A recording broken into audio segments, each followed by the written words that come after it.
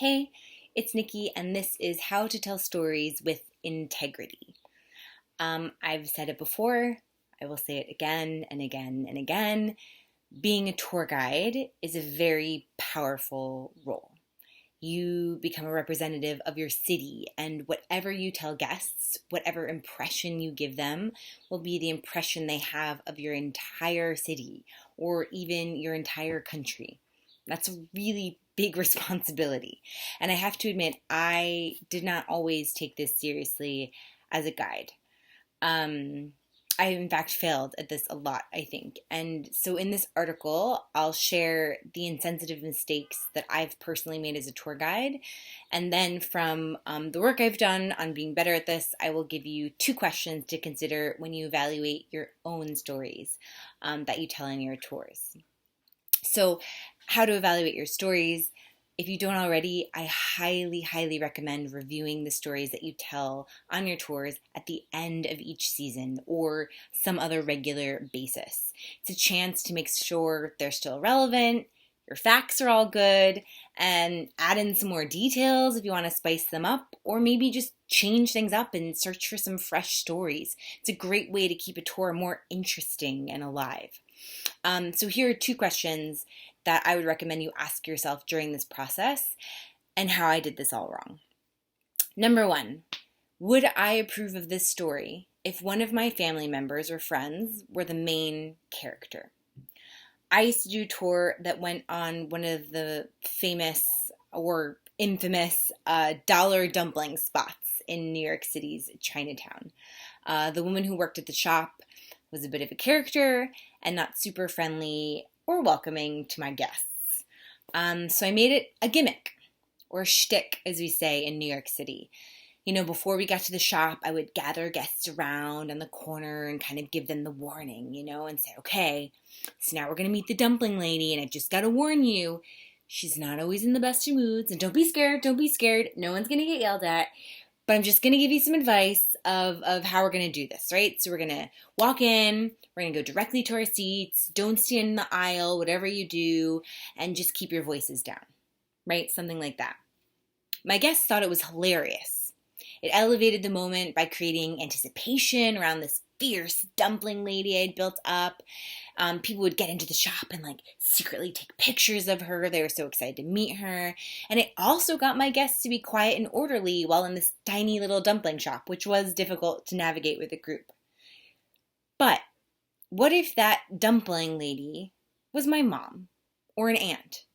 How would I feel if I overheard some random tour guide telling that story about her outside the shop? What if instead, as a guide, I had taken the time to get to know more about her? Like, learn her name, learn her history.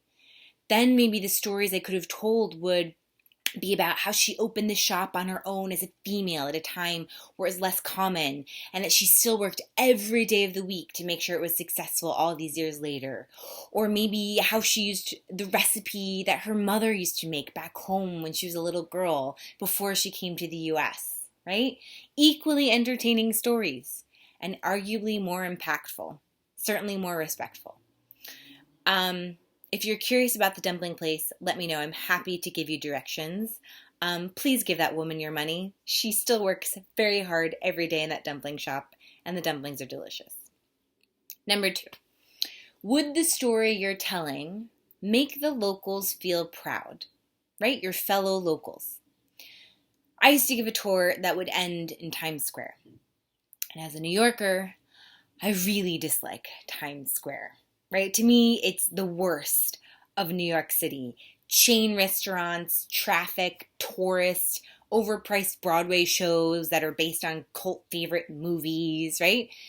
But if you think about it, and if you're realistic, some people spend their entire lives dreaming of going to New York City and visiting Times Square. They might have pictures up on their wall from magazines and watch all the movies about New York City, imagining the day that, they too can walk under those bright lights of Broadway. Who am I to tell them that it sucks? Right? It's important to give local information, but I can point out the chain restaurants and recommend they shouldn't eat there because there's way better food elsewhere. But why can't I also praise Broadway's history? right? The fact that Broadway was so powerful, it defined pop music in American history.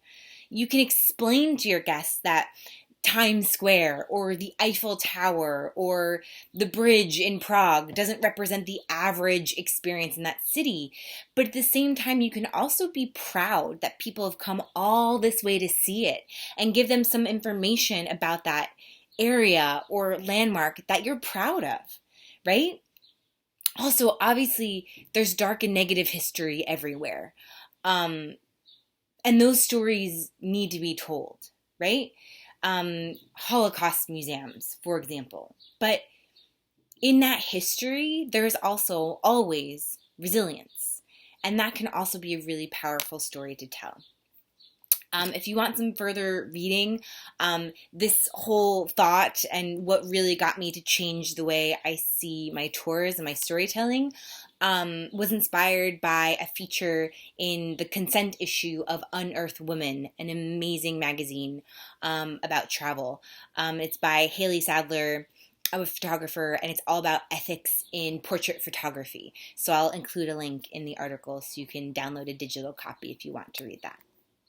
Thanks.